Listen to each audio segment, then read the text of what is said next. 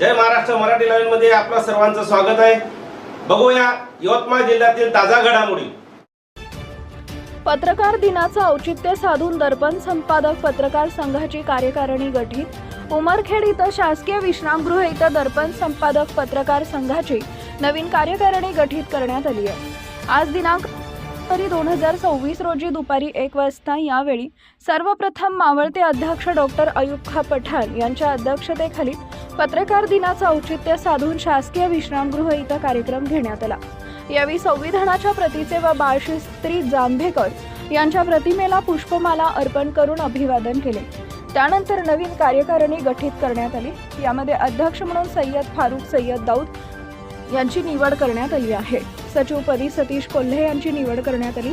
तसेच उपाध्यक्षपदी शेख जमीर, कार्याध्यक्षपदी दिगंबर मनवर, तर कोषाध्यक्ष रहीम रजा, तर सदस्य म्हणून सुभाष वागाडे, मौलाना शेख मदार, शेख निसार, कैलास अढागळे, बुद्ध घोष ढोले, शाहिद इक्बाल, दत्ता शिंगारे इत्यादी उपस्थित होते। यावेळी मावळते अध्यक्षासहित सर्व सदस्य गण यांना शाल व पुष्पगुच्छ देऊन शुभेच्छा देण्यात आल्या।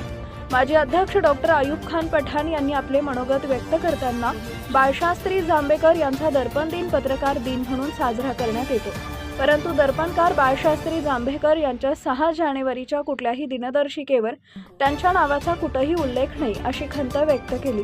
यावेळी त्यांनी पत्रकार बाबत टोल नाक्या संदर्भांमध्ये माननीय गडकरी साहेबांनी सर्व पत्रकारांना टोल फ्री करण्यात येईल अशी घोषणा केली होती। त्याबाबत अद्याप कुठलाही निर्णय झाला नाही। हा निर्णय घेण्यात यावा याकरता दर्पण संघाच्या वतीनं निवेदन देण्यात येईल अशीही मत त्यांनी यावेळी मांडले। यावेळी नवनिर्वाचित अध्यक्ष सय्यद फारुख सय्यद दाऊद यांनी आपले मनोगत व्यक्त केले। सदर कार्यक्रमाचं सूत्रसंचालन व प्रास्ताविक सतीश कोल्हे यांनी केले, तर आभार प्रदर्शन सुभाष वागाडे यांनी केले। तसेच सर्व पत्रकार बांधवांना पत्रकार दिनाच्या शुभेच्छा देण्यात आल्या।